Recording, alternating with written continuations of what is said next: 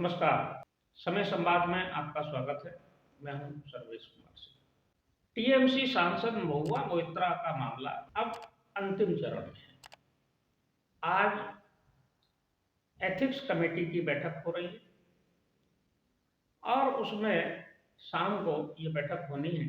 ये तय हो जाएगा कि अब महुआ मोइत्रा को चार्जशीट दे दी जाएगी और एथिक्स कमेटी उनको संसद की सदस्यता से हटाने के लिए प्रस्ताव लोकसभा अध्यक्ष को भेज देगी। ये लगभग तय हो गया है, क्योंकि एथिक्स कमेटी की रिपोर्ट स्वीकृत तो आज होनी है औपचारिक रूप से, लेकिन ये सार्वजनिक एक दिन पहले ही हो गई।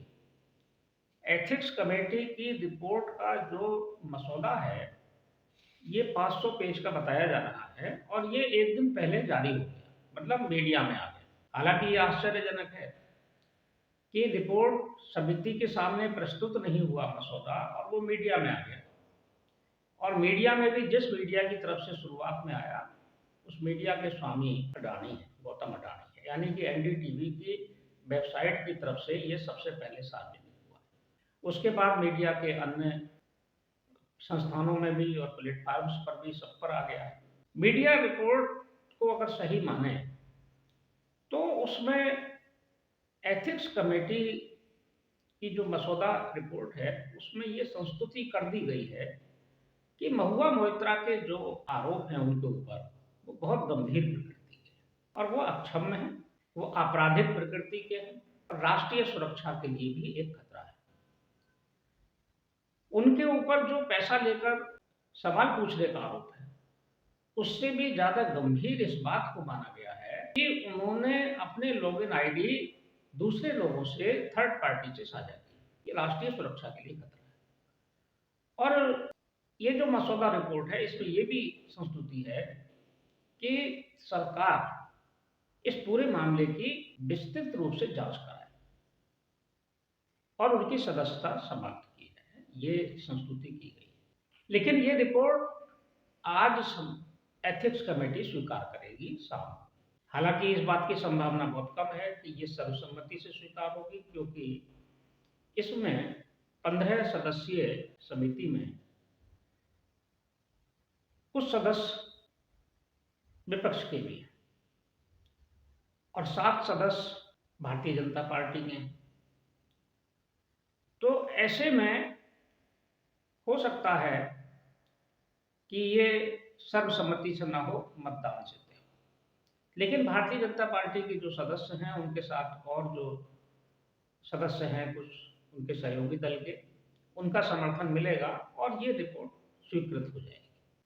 हालांकि आज शाम को महुआ मोइत्रा को भी 4 बजे बुलाया गया है समिति के सामने।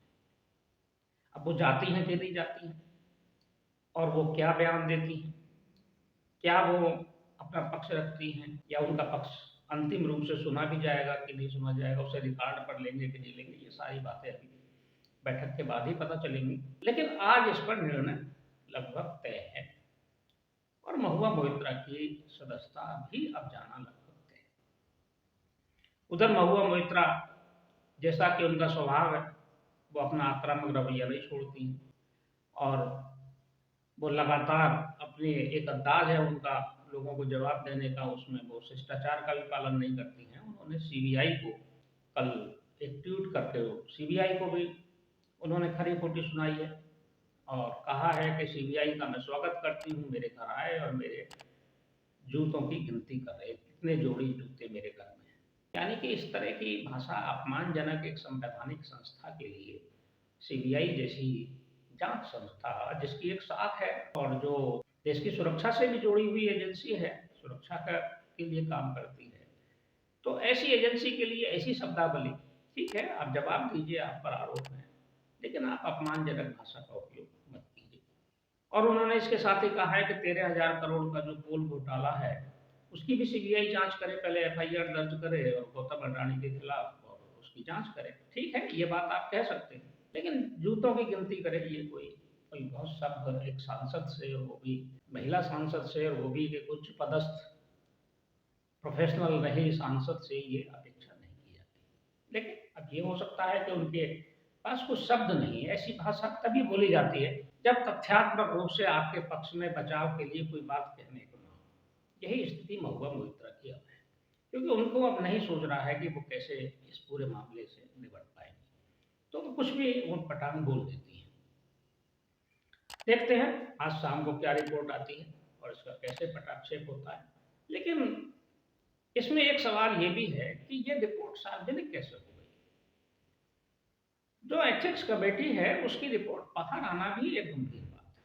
ये बात ठीक है कि महुआ मोइत्रा का अपना एक तरीका है, वो बहुत ही अ, एक रूट अंदाज रूट बिल्कुल व्यवहार करती है, मतलब रूखा व्यवहार करती है और बहुत ही आक्रामक व्यवहार भी करती है। शब्दावली भी उनकी बहुत स्पष्ट नहीं होती है कभी कभी। लेकिन ये भी सही है कि एथिक्स कमेटी की रिपोर्ट बाहर नहीं आनी चाहिए थी। देखते हैं अब इस पर क्या प्रतिक्रिया आती है और क्या रिपोर्ट आती है शाम को और क्या उसका परिणाम आता है, ये शाम तक आज पता चलेगा। समय संवाद में आज बस इतना ही, कल फिर मिलेंगे किसी एक विषय के साथ। तब तक के लिए मैं सर्वेश कुमार से विदा लेता हूँ। नमस्कार।